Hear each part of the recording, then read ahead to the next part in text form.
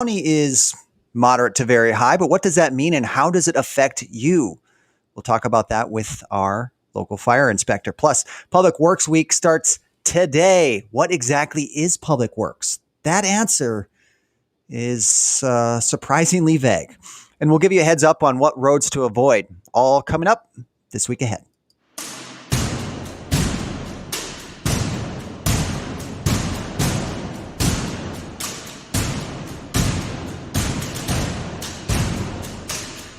Now, I've mentioned this before, but your city government is providing a plethora of services. It's what we do. We keep the peace, serve and protect and whatnot. We are trained, maintained, ready for emergency response. We design roads. We plan for growth. We assess the housing market. We look at ways to improve commerce and economic development. Like I said, many things are on the to-do list. But let's not forget about the things that we use more often than our police and fire departments. This week ahead is National Public Works Week. And while Public Works is a vague title for a department, it's appropriate. Because one word cannot describe all of the things it does. Public Works fills in the cracks of the lists of services that you use daily, often without thinking twice about them. You wake up to shower, Public Works treated that water and brought it into your home. You take out your trash before you head to work, Public Works collects it and safely disposes of it. Those roads you drive on. That's right, Public Works sweeps, patches, and maintains those too. And when you need to take a break from work to scroll through your Facebook feed for a minute or two, that flush that comes after, Public Works, taking it off your hands. There's more within that department as well. And this week ahead, we'll be sharing some of those aspects of your daily life that are made easier and objectively better thanks to the work of our Public Works staff, both current and from the past. Join us on Thursday, May 20th for an open house to see all of this for yourself. What Public Works does, the equipment that they use, and the role that they play in your lives. That open house starts at 2, goes to 7. It's Thursday, May 20th. And of course, there will be free food out at Public Works as well. Come say hi and learn more about the things Public Works does that you sometimes won't even think twice about. But you should think twice about starting a campfire this week ahead. As dry weather persists in the Magic City and throughout the state of North Dakota, knowing our fire index is more important than ever before as we move towards warmer weather and the eventual allure of campfires and bonfires. In Ward County, for example, we're currently rated from moderate to high risk throughout this week. That risk is all on the North Dakota Fire Danger Map. What does that mean? Well, when we're at high risk, it means you cannot have open fires, use fireworks, of course, or recreational fires out of caution and concern for the chance of what has already been a crazy year for wildfires across our state. Most of us get why that matters at the lake or outside of the city limits, but why does that matter for those inside of our city walls? Let's bring in our local fire inspector and community educator. His name is Stuart Hammer. You probably have seen him out and about. This is what he does. Stuart, good morning, and thank you for joining us. Good morning, and thank you for having me.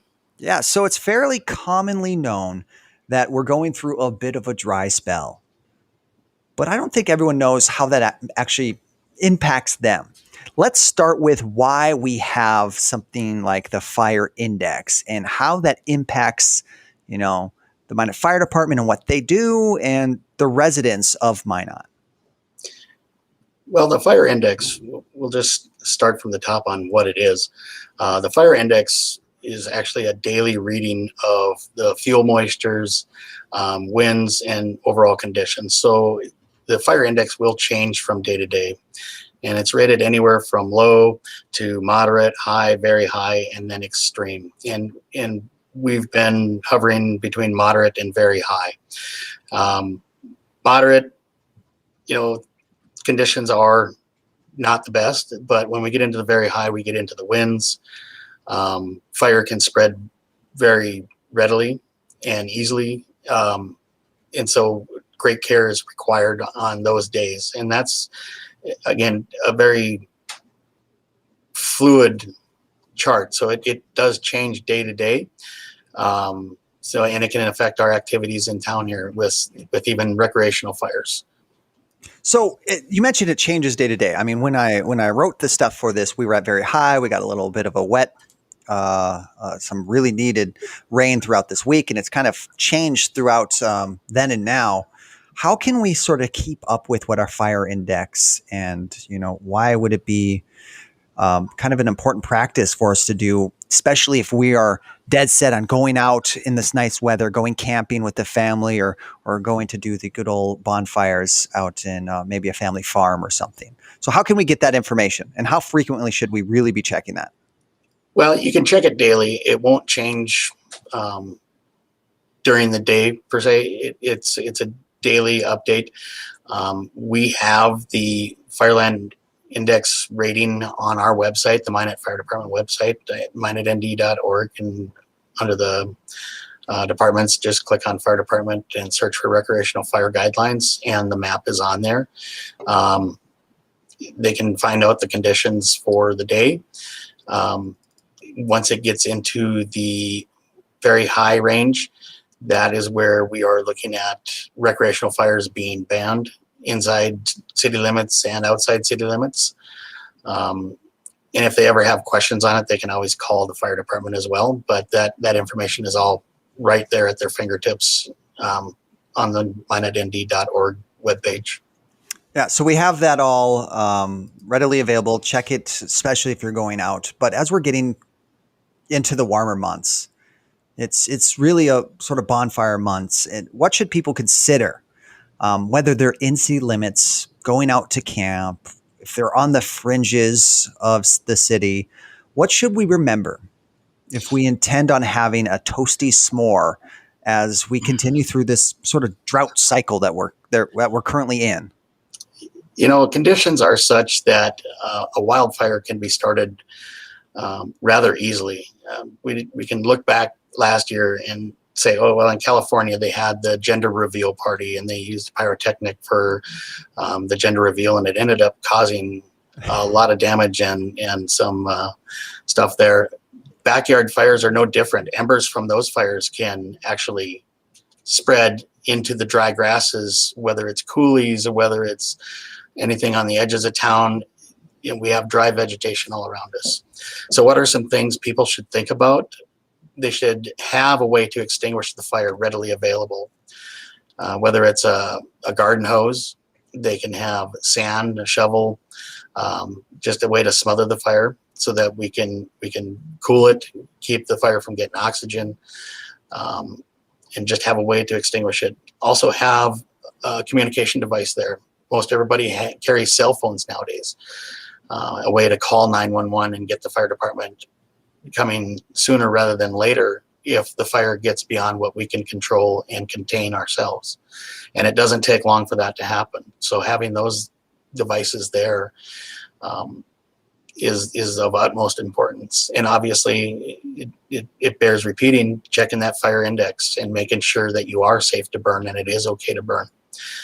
And a side note, any recreational fire that fire department or police department finds to be dangerous or could be dangerous, they are authorized to order the extinguishment of that fire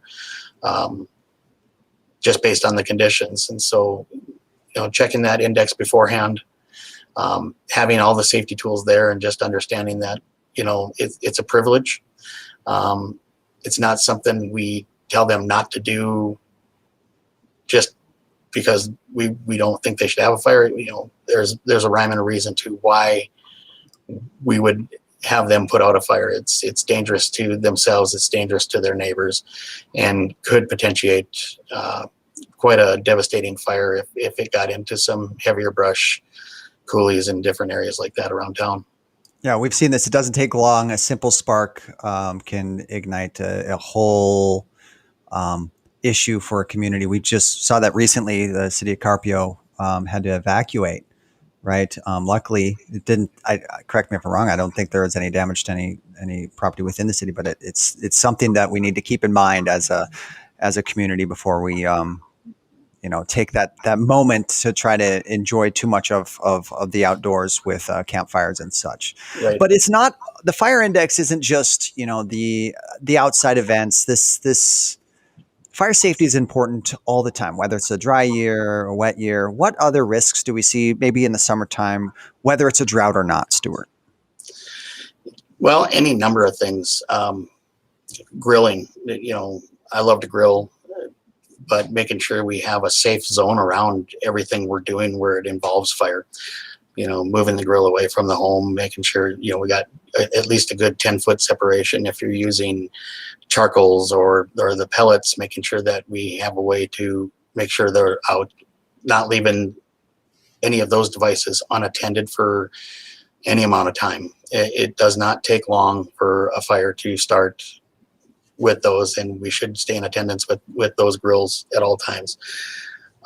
Gas motors, lawnmowers, weed eaters, whatever it is, if we're running outside, they generate heat and can generate sparks as well, and so they can start fires. And then it's as simple as just maintaining a nice, safe area around your home and around all those things to operate them safely. So trim vegetation, dried vegetation, get that cleaned up around the house. So because all that is fuel, and the fire is looking for fuel, and we can prevent fires or limit them by limiting the fuel that they can burn.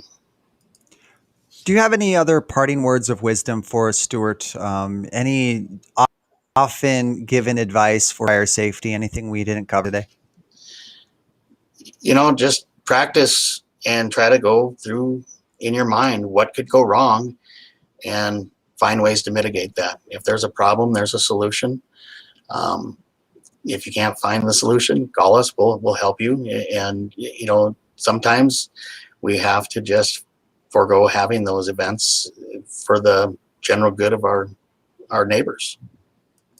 All right. Thanks again, Stuart. I appreciate you taking time to give us this educating advice as we persist through what looks like it might be a dry summer for us. I look forward to having you back again. We'll talk more about fire safety as the year progresses. All right. Thank you so much, Derek. Thanks again, Stuart. That's Stuart Hammer, our fire inspector at the Minot Fire Department, the guy that is in charge with making sure you know as much as you possibly can about fire safety and